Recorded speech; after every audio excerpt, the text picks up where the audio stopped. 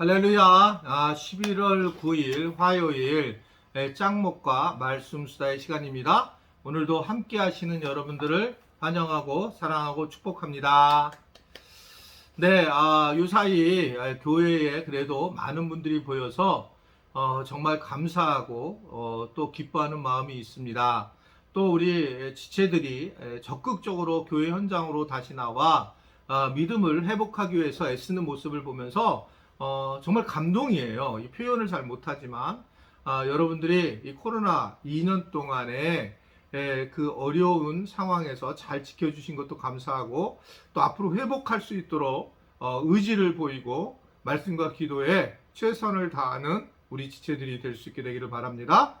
오늘 우리에게 주시는 하나님 말씀은 스가랴 4장 1절에서 14절의 내용의 말씀입니다. 하나님 말씀을 보시겠습니다. 내게 말하던 천사가 다시 와서 나를 깨우니 마치 자는 사람이 잠에서 깨어난 것 같더라. 그가 내게 묻되 내가 무엇을 보느냐? 내가 대답하되 내가 보니 순금 등잔대가 있는데 그 위에는 기름 그릇이 있고 또 그 기름 그릇 위에 7 등잔이 있으며 그 기름 그릇 위에 있는 등잔을 위에서 7 관이 있고 그 등잔대 곁에 2 감람나무가 있는데 하나는 그 기름 그릇 오른쪽에 있고 하나는 그 왼쪽에 있나이다 하고 내게 말하는 천사에게 물어 이르되 내 주여 이것들이 무엇이니까 하니 내게 말하는 천사가 대답하여 이르되 내가 이것들이 무엇인지 알지 못하느냐 하므로 내가 대답하되 내 주여 내가 알지 못하나이다 하니 그가 내게 대답하여 이르되 여호와께서 스룹바벨에게 하신 말씀이 이러하니라 만군의 여호와께서 말씀하시되 이는 힘으로 되지 아니하며 능력으로 되지 아니하고 오직 나의 영으로 되느니라. 큰 산아 내가 무엇이냐? 내가 스룹바벨 앞에서 평지가 되리라. 그가 머릿돌을 내놓을 때에 무리가 외치기를 은총이 그에게 있을지어다 하리라 하셨고 여호와의 말씀이 또 내게 임하여 이르시되 스룹바벨의 손이 이 성전의 기초를 놓았은즉 그의 손이 또한 그 일을 마치리라 하셨나니 만군의 여호와께서 나를 너희에게 보내신 줄을 내가 알리라 하셨느니라. 작은 일의 날이라고 멸시하는 자가 누구냐? 사람들이 스룹바벨의 손에 다림줄이 있음을 보고 기뻐하리라. 이 7은 온 세상에 두루 다니는 여호와의 눈이라 하니라. 내가 그에게 물어 이르되 등잔대 좌우에 2 감람나무는 무슨 뜻이니까 하고 다시 그에게 물어 이르되 금 기름을 흘리는 2 금관 옆에 있는 이 감람나무 2가지는 무슨 뜻이니까 하니 그가 내게 대답하여 이르되 내가 이것이 무엇인지 알지 못하느냐 하는지라. 내가 대답하되 내 주여 알지 못하나이다 하니 이르되 이는 기름 부음 받은 자 2이니 온 세상에 주 앞에 서 있는 자니라 하더라. 네, 오늘 말씀은 5번째의 환상을 보는 그런 내용입니다. 수룹바벨 총독과 이스라엘 앞에 그 앞에는 큰 산이 그런 과업이 있었는데요. 그건 우리가 뭐냐면 성전 건축을 하는 커다란 문제입니다. 성전 건축은 정말 어렵고 복잡한 이야기예요. 이것은 다시 저도 하라고 하면 정말 못할 너무나 많은 이야기들이 숨어져 있는 것이 성전 건축이었습니다. 당시에도 굉장히 어려웠었어요. 그래서 하나님은 이 스가랴를 통해다가 환상을 보여주죠. 뭘 보여주냐면 순금 등잔대와 감람나무를 보여주게 됩니다. 결국 이 관이 연결돼서 기름이 이제 계속 공급된다는 것은 결국 순금 등잔, 즉 예루살렘에 대한 성전을 의미를 하고 있는 겁니다. 예루살렘 성전이 이루어질 때인데 이러한 예루살렘의 성전이 기름 부으심을 통해서 나타날 것이다. 그래서 결국은 이것은 우리의 어떤 능력이 아니라 하나님의 영으로 이루어질 것이다 라고 하면서 하나님의 영이 함께하면 큰 산도 평지가 될 거라고 하는 그런 엄청난 선포를 하게 되는 것을 볼 수가 있습니다. 이런 큰 일을 앞두는 것에 정말 많은 기적이 일어난다라고 하는 것을 이야기하고 있습니다. 살면서 그런 것 같아요. 그냥 여러분 그냥 평범하게 사는 분들, 그냥 자기가 자기 앞길을 다 계산하고 사는 분들 계시잖아요. 그냥 뭐 내가 내 앞길 다 정리하고 살아가는 분들, 아무 일 없이, 그리고 아주 굉장히 정리를 하고 잘 사는 분들. 근데 이런 분들은 큰 일이 없고 다른 부분에서 이제 고난이 그냥 오는 경우가 굉장히 많이 있습니다.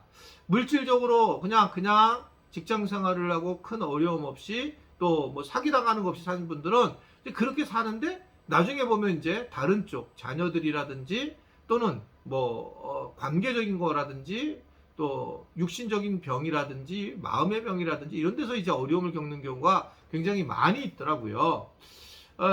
그런데 반대로 그 하나님의 일을 하고 하나님의 사역을 위해서 몸을 던지고 비전을 던진 사람들은 자기가 할 수 없는 일을 하게 되잖아요.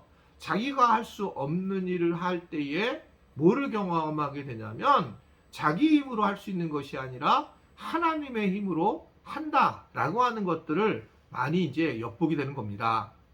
저도 그 마찬가지인 것 같아요. 저도 2번의 개척과 건축이라는 상황을 거치면서 아, 정말 하나님이 하시는구나 라는 걸 생각했지.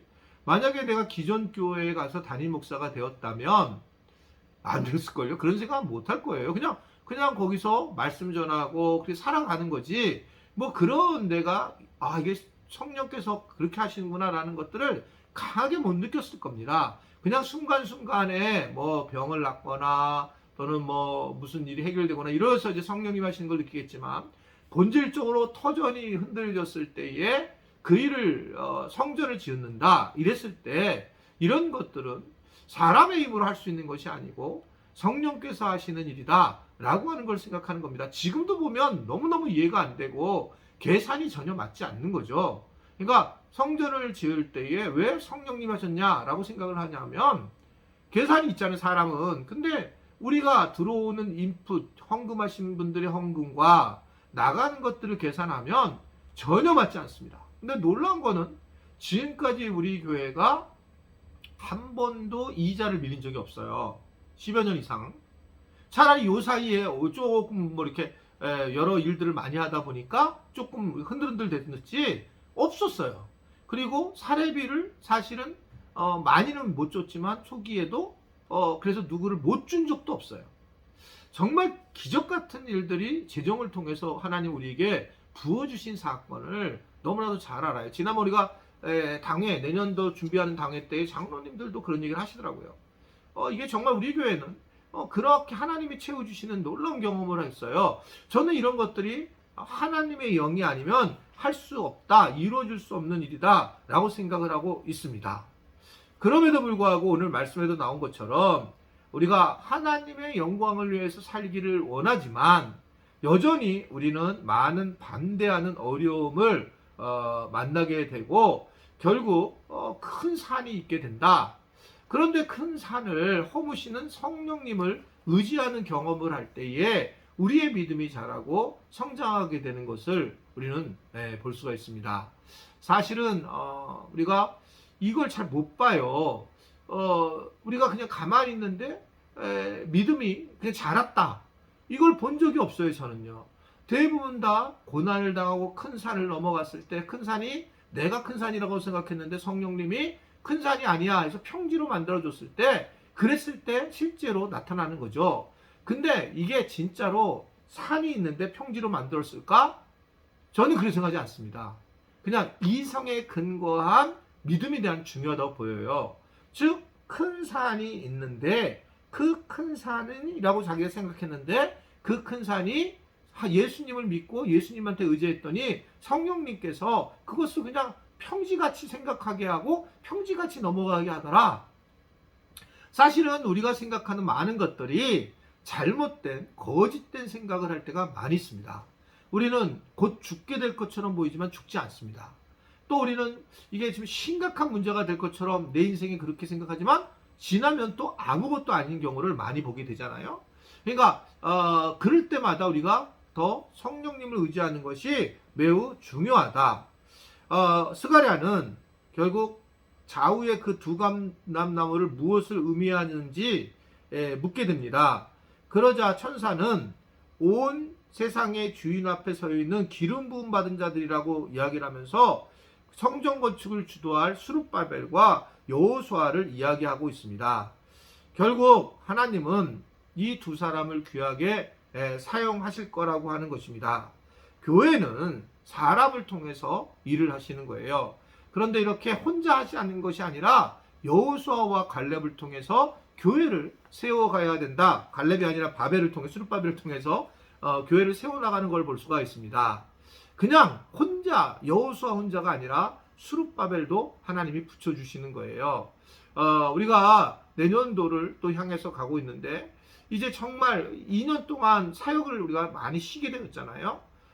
이럴 때에 내가 더불어서 여호수아와 스룹바벨이 돼주는 것, 그래서 함께 더불어서 성령이 하시는 일을 섬기고 성전과 주 교회를 세워나가는데 최선을 다하는 것은 바로 그럴 때에 하나님의 쓰임을 받는 사람이 될 수 있다라고 하는 것을 말씀을 하고 있습니다.